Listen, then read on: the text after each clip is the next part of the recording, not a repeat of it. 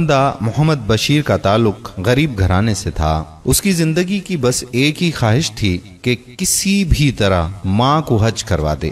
اس نے ساری زندگی اپنی یہ خواہش پوری کرنے کے لیے بہت محنت کی۔ صاحب اور مالکن صاحبہ کی اپنے ماں باپ کی طرح خدمت کی۔ آفس کی فائل سے لے کر صاحب کے گھر کی سبزی تک ہر ذمہ داری اپنے اوپر اٹھا لی، لیکن ان تمام فرائض کی ادائیگی کے بعد اسے صرف 8,000 روپے ملتے تھے۔ یہ 8,000 روپے اس کی کل متاع تھی۔ زندگی کے تمام تقاضے 8,000 روپے کے اس کمزور سے ستون پر کھڑے تھے، اور یہ ستون روز دائیں بائیں لرزتا کانپتا تھا۔ صاحب کی مہربانی سے والد کا سرکاری کوارٹر اس کے نام منتقل ہو گیا۔ اس کی کائنات بوڑھی بیمار والدہ تھی۔ بندہ محمد بشیر نے بچپن میں مولوی صاحب سے سن لیا تھا کہ ماں کی خدمت کرنے والا دنیا اور آخرت دونوں میں سرفراز ہوتا ہے۔ ماں اس کی واحد پناہ گاہ تھی اور وہ ماں کا تنہا سہارا تھا۔ وہ دن کے وقت چیئرمین صاحب کی چاکری کرتا اور صبح شام اور رات میں والدہ کی خدمت کرتا۔ یہ اس کی کل زندگی تھی۔ میں آپ کو یہ بھی بتاتا چلوں کہ بندہ محمد بشیر نے شادی نہیں کی۔ کیوں؟ یہ وجہ بھی اس کی زندگی کی طرح دلچسپ تھی۔ بندہ محمد بشیر کی والدہ حج کرنا چاہتی تھی۔ یہ والدہ کی زندگی کی واحد خواہش تھی۔ بندہ محمد بشیر ماں کی گود میں تھا تو ماں اسے تھپ تھپاتی تھی، بلاتی تھی، لوریاں دیتی تھی اور ساتھ ساتھ کہتی جاتی تھی کہ میرا محمد بشیر مجھے حج کروائے گا، میرا محمد بشیر مجھے مدینے لے جائے گا۔ بندہ محمد بشیر یہ فقرہ سن سن کر بڑا ہوا تھا، چنانچہ اس نے ماں کے حج کو بھی اپنے فرائض کا حصہ بنا لیا تھا۔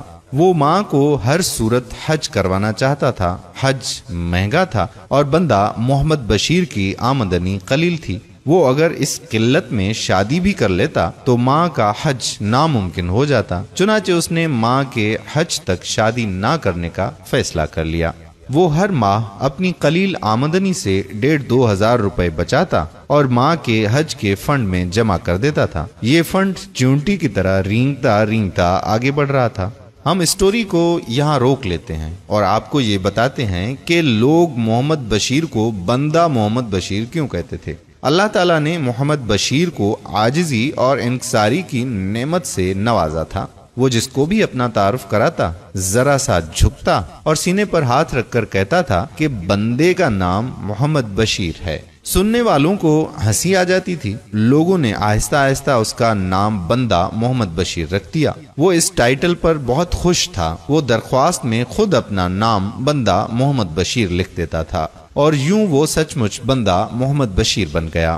ہم واپس ماں کے حج کی طرف آتے ہیں۔ بندہ محمد بشیر نے بہرحال 2005 عیسوی میں حج کے پیسے جمع کر لیے۔ وہ درخواست جمع کروانے گیا تو پتہ چلا کہ ماں محرم کے بغیر حج نہیں کر سکتی۔ یہ پھر ایک اور مسئلہ کھڑا ہو گیا۔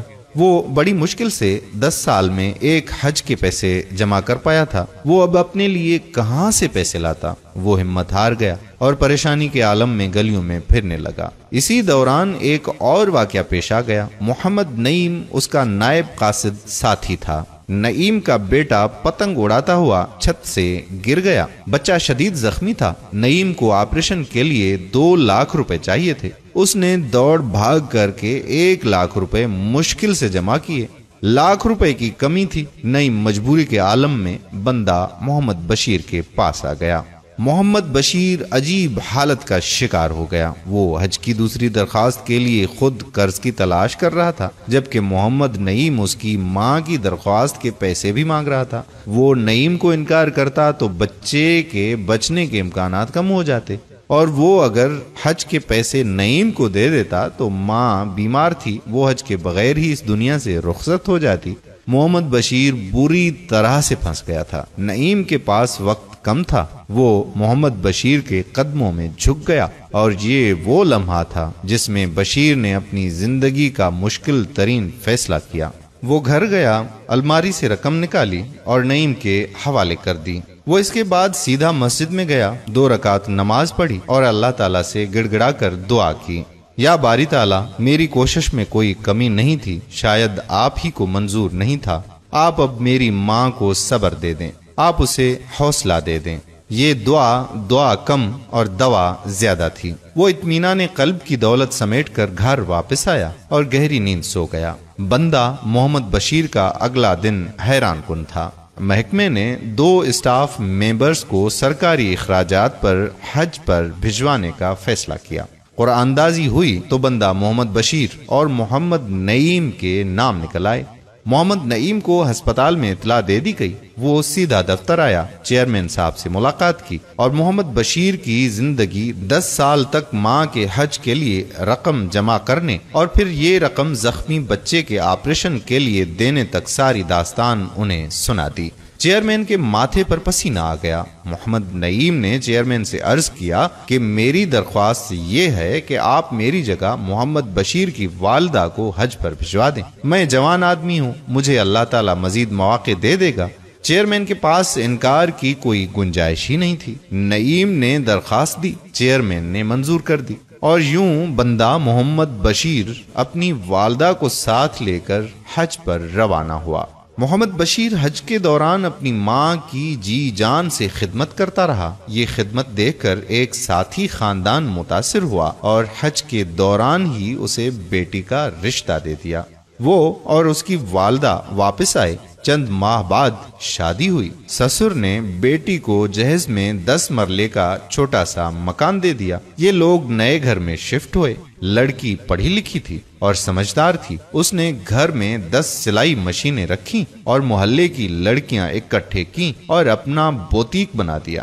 بوتیک کامیاب ہو گیا۔ آج 10 سال بعد بندہ محمد بشیر اب ملک محمد بشیر بن چکا ہے۔ یہ ہر سال 10 ضرورت مندوں کو حج کراتا ہے اور اللہ تعالیٰ کا لاکھ لاکھ شکر ادا کرتا ہے۔ یہ اپنی کامیابی کو کامیابی نہیں، حج اکبر کہتا ہے۔ ایک ایسا حج جس کا دروازہ محمد نعیم کے زخمی بیٹے کے زخمی سر میں تھا اور محمد بشیر اس پھٹے ہوئے کھلے سر سے ہوتا ہوا خانہ کعبہ پہنچا تھا۔ دی بیسٹ روڈ ٹو مکہ۔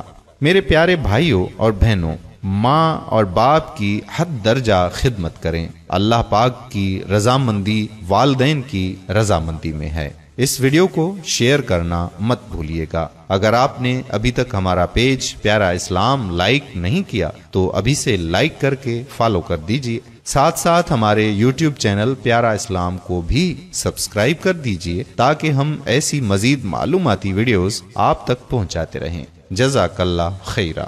السلام علیکم ورحمۃ اللہ وبرکاتہ۔